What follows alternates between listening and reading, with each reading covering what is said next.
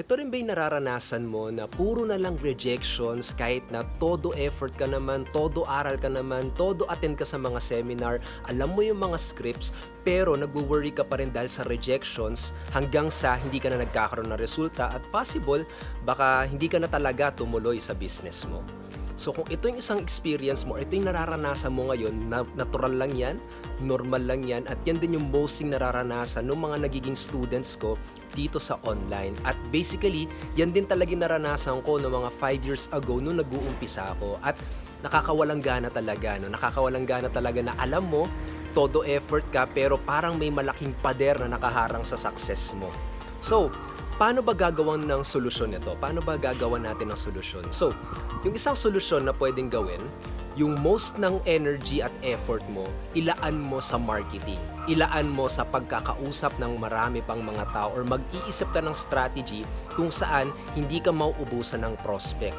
Paano yon? Kasi kaya lang nag-worry ng sobra sa isang rejection, baka kasi konti lang yung prospect mo.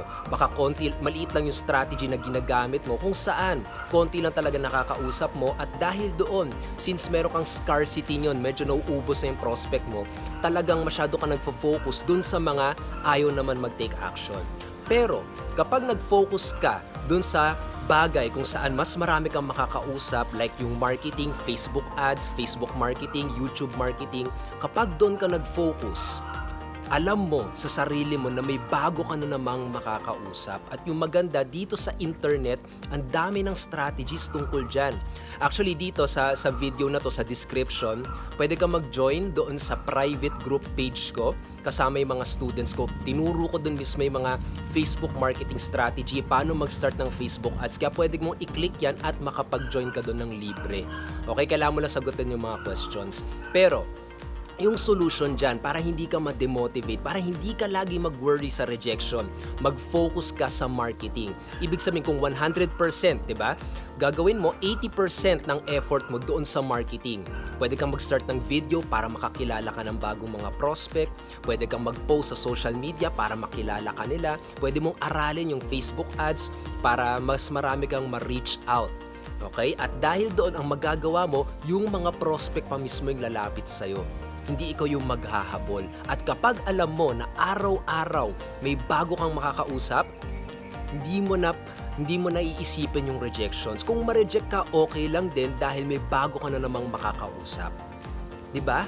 So dahil doon, kahit na nare-reject ka, magiging tuloy-tuloy ka pa rin sa business mo, tuloy-tuloy ka pa rin sa mga strategies mo hanggang sa makuha mo yung first result mo dyan sa online business na ginagawa mo or sa sales career mo. Okay, di ba? So kung gusto mo yung mga ganong klaseng mga strategies like paano mo gagamitin yung internet, yung social media para mas dumami pa yung prospect mo, para sila na mismo yung mag-i-inquire sa'yo, mag-join ka dyan sa group page ng mga students ko. Libre lang yan. I-click mo lang yung link dyan sa description para maka-request to join ka at make sure na sagutan mo para i-approve kita. Okay? So yun. So kung may mga questions ka regarding dito, pwede ka rin mag-ask ng questions dyan sa comment box para makapag-usap tayo, mas mag-guide pa kita dyan sa business mo. At kung nagustuhan mo to, i-click mo din yung like. At kung gusto mo rin makatanggap ng mga ganitong mga klaseng videos, mga quick tips kung paano ka magkakaroon ng result dyan sa business mo, i-click mo lang yung subscribe button, pati yung notification bell para makatanggap ka lagi ng mga free updated videos na parang ganito. And I hope makatulong ako sa unting-unting progress mo sa business mo hanggang sa magkaroon ka ng resulta. Okay? So yun, once again, I'm Raymond Tabaque and I hope to see you again sa next video.